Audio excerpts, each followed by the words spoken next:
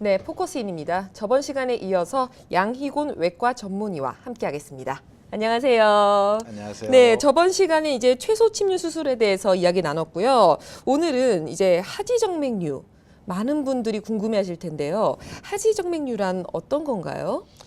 이 하지정맥류라는 것은 네. 아주 간단하게 말해서 다리에 피가 고이는 거예요. 아, 네. 그래서 어떻게 생각을 하시면 되냐면 이 심장에서 피가 나올 때는 동맥을 타고 나와요. 동맥에 있는 피는 산소가 꽉 찬 피거든요. 그럼 온몸에 산소가 필요하기 때문에 동맥에서 나온 피가 온몸에 가서 발끝까지 가가지고 산소를 공급을 해줍니다. 그러고 나서 다 쓴 피는 공급을 하고 나면 다시 심장으로 돌아왔다가 허파에서 다시 산소를 차지를 해야 되는데 네. 그게 다 쓴 피가 돌아오는 게 정맥이에요. 근데 이제 정맥은 심장으로 다시 왔다가 들어가야 되는데 가만히 생각해 보면 사람들은 심장은 가슴에 있고 다리는 밑에 내려가 있지 않습니까? 네네.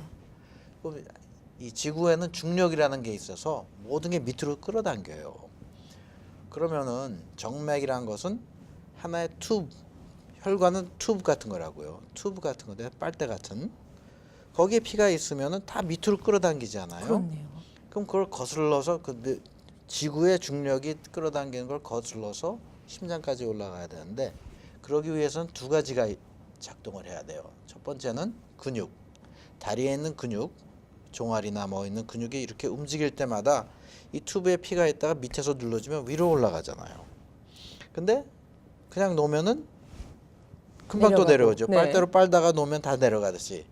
근데 이제 정맥에는 판막이라는 게 있어요. 내 엄지손가락까지 딱 이렇게 잡혀 있어서 밑에서 누를 때 올라갈 때는 쭉 보내주고 밑에서 내려오려고 그러면 탁 맞아서 막아서 못 내려오게. 아, 네. 이런 식으로 해서 조금씩 해서 지구의 중력을 거슬러서 심장까지 올라가게 돼 있는데 여러 가지 이유로 해서 그 판막이 망가질 경우 그 망가진 판막과 연결되어 있는 정맥엔 피가 다시 쭉 내려서 고 연결되어 있는 정맥에 피가 고여요. 네. 그럼 거기 같이 연결되어 있는데도 같이 고이면서 생기는 게 하지정맥류예요. 아. 그럼 하지정맥류라 그러면 네. 그 고이면서 고일 때는 어떤 증상이 생기느냐 하면은 이게 좀 더 깊게 얘기하면 다리에는 정맥이 투 시스템이 있거든요.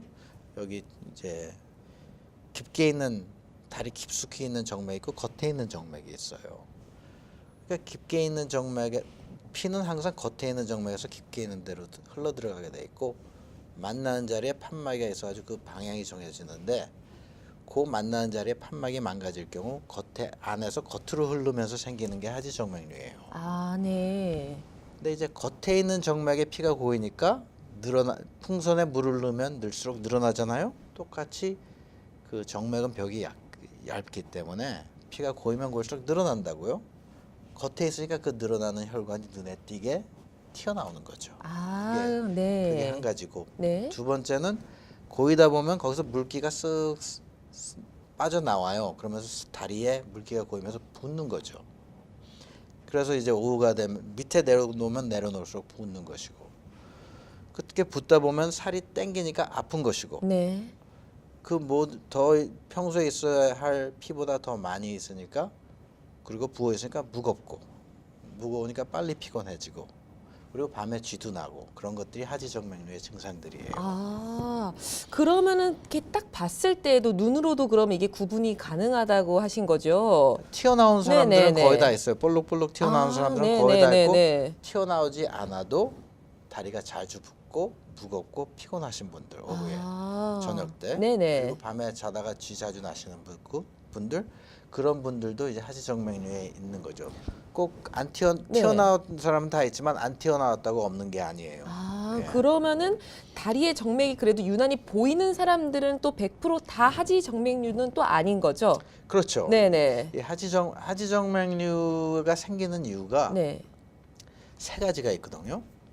하나는 제가 말했듯이 큰 겉에 있는 정맥과 안에 깊게 있는 정맥이 만나는 자리에 있는 판막이 망가지는데 그게 크게 두 시스템이 있어요. 앞에 있고 뒤에 있는데 그게 제일 큰 시스템이 거기가 망가지는 게 이제 트렌델렌버그 티어리라 그래가지고 그게 하나의 theory예요. 그렇게 네네. 거기 게 망가지면 위에서 내려와서 밑에가 다 벌어진다. 네네. 이게 한 가지고 두 번째는 깊게 있는 정맥과 겉에 있는 게 그 큰 거 외에도 그냥 직통으로 연결되는 데가 여러 군데 있는데 거기가 망가지면서 또 흘러나오는 게 있다.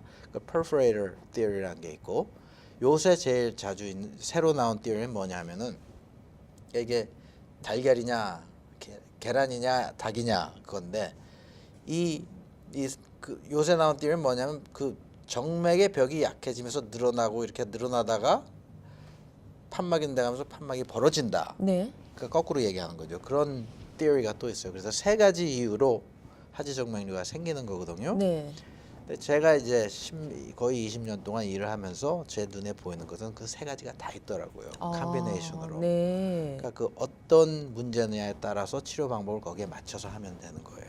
그럼 저희 이렇게 생활을 하면서 이제 뭐 하지부종이나 이런 걸로 불편하기는 한데 병원까지 갈 생각을 못 하시는 분들도 굉장히 많잖아요. 예. 이런 분들은 그러면 어떻게 처치를 해야 하나요? 그러니까 우선 네. 이 하지정맥류를 치료하는 방법은 딱 세 가지가 있거든요. 하나는 지구의 중력을 역이용하는 방법입니다. 밑으로 고인다 그랬잖아요. 그러니까 심장보다 높게 놓으면은 다리에 있는 피가 물기가 모든 것이 심장으로 돌아가요. 네. 그럼 당연히 돌아가죠. 그러니까 평소에 물구나무 서서 다니실 수 있으시면 아. 걱정하셔도 되고. 네. 두 번째 방법은 뭐냐면은 서 계셔야 되니까 못 내려오게 해야 되는 게 못 고이게 하는 게 그쵸. 목적이 아니에요. 네네. 그러니까 밑에 꽉 끼는 스타킹을 압박 신는 스타킹. 압력 스타킹을 꽉 네네네. 끼게 신으면 위에서 내려오는 힘보다 밑에서 꽉 누르고 있으면 안 네네네. 내려오잖아요. 그래서 압력 스타킹을 신는 게 두 네네. 가지 방법인데 그 두 가지는 그때만 효과가 있죠. 아. 기본적인 이유가 고쳐지는 게 아니죠.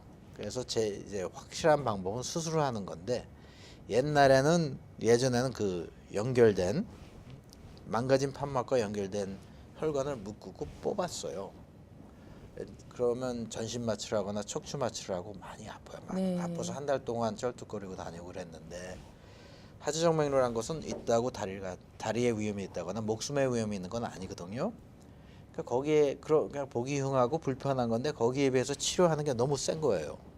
그러면 전신 마취에 대한 위험성도 있고 수술 후에 아픔도 있고 그래서 웬만하면 안 하고 있었는데 역시 15년 전에 그 최소 침륜술의 네네네. 기술이 발달이 돼갖고 바늘로 찔러서 부분 마취로 안에 들어가서 우선 못 고이면 되는 거 아니에요. 옛날엔 뽑아서 못 고이게 했는데 네. 지금은 안에 들어가서 막아서 못 고이게 하는 테크닉이 생겼어요. 네네. 그거는 부분 마취로 하고 별로 안 아프고 그러니까 부분 마취 할 때만 아프고 20분밖에 안 걸리고 병원에도 안 가고 입원도 안 하고요. 오피스에서 걸어와서 하고 걸어 나가고 어머. 그 다음 날부터 네. 일상생활을 할 수가 있어요. 네. 그리고 또 인슈런스에서도 커버를 해주고 네. 그러기 때문에 이제는 여러분들한테 권유를 하는 거죠. 굉장히 네. 간편한 수술로 변했네요. 네. 네네네. 근데 요새 더 편하게 또 변했어요. 이제 어. 부분 마취를 맞으면 한 네. 8바늘 혈관을 이만큼 치료할 경우는 이 혈관을 다 마취를 해야 되거든요. 그래가지고 그 일일이 주사를 놓고 하는데 그 20분 한 5분 정도 그 주사 맞는 게 아프시다. 네네. 그런단 말이에요. 제 생각엔 치과 가는 것보다 덜 아픈데. 아. 근데 네. 요새 또 새로운 테크닉은 주사도 안 놓고 할 수 있는 테크닉이 생겼어요. 아, 그러니까 바늘로 네. 찌를 때만 주사 한 바늘 맞고 하는 그런 테크닉이 또 금방 개발돼서 뉴저지에 어프로브가 오래됐습니다. 네, 알겠습니다. 그럼 마지막으로 다리가 그래도 유독 아픈 사람들이 있잖아요. 꼭 하지정맥류를 떠나서 항상 다리가 아프고 붓고 이런 사람들은 왜 그런 걸까요? 저희들한테 다리가 아프다 그러면 네네. 항상 저희들이 여러 가지 물어봐요. 왜 물어보느냐 하면 왜 그 아픈 이유에 따라서 아픈 패턴이 있어요. 간단하게 얘기하면 동맥이 산소 공급을 해준다 그랬잖아요. 네. 동맥이 막혔을 때 다리 아픈 거는 산소 공급이 모자랄 때 아픈 거라고요. 근데 산소는 어디로 가냐면 거의 근육으로 가고 움직일 때 쓰는 거잖아요. 그러니까 동맥이 아픈 사람들은 가만히 있다가 걸을 때 아파요. 어느 정도 걷고 나면은 근육 있는 데가 종아리라든지 허벅지라든지 엉덩이가 아프기 시작하고 네네. 딱 멈추면은 딱 어느 정도 거리를 걸으면 아프기 시작하고 딱 멈추면 아픈 게 없어져요. 또 걸으면 똑같은 거리를 걸면 또 아프기 시작하고 또 그게 없어져요. 네. 그거는 동맥에서 오는 것이고 정맥에서 오는 거는 무릎 밑에 전부 다 그냥 얼얼하고 아. 그렇게 불편한 것이고 네네. 신경에서 오는 거는 눌리는 자리에서 밑으로 쭉 내려가요. 아픈 패턴이. 그리고 마디마디 아프신 분들은 네네. 관절염이나 관절에 문제가 있을 때 그렇게 아픈 거라고요. 그러니까 저희들이 그래서 이제 다리가 아픕니다. 그러면 첫째로 하는 게 어떻게 아픈가 그걸 물어보는 이유가 네. 그 아픈 패턴 얘기만 해도 얘기로서 저희는 왜 아픈지가 짐작이 가기 때문에 그렇네요. 그런 것입니다. 알겠습니다. 혹시 마지막으로 하실 말씀 있으신가요? 뭐 저희 의사분들이 네. 제일 바라는 것은 모든 것을 좀 키우시지 마시고 아프시면 좀 일찍 찾아오셨으면 좋겠습니다. 너무 많은 분들이 저 같은 경우는 암 수술을 많이 하고 그러니까 손을 못 쓸 때까지 진전하고 오시는 분이 계시니까 항상 건강하게 계시고 검사를 미리미리 하시고 좀 아프시면 빨리 오세요. 저희 주위에는 도와드릴 수 있는 그런 프로그램을 만들어 놓고 있으니까 네네. 오셨으면 좋겠습니다. 알겠습니다. 좋은 말씀 감사합니다. 네. 네, 지금까지 양희곤 외과 전문의와 함께했습니다. 감사합니다. 안녕히 계세요.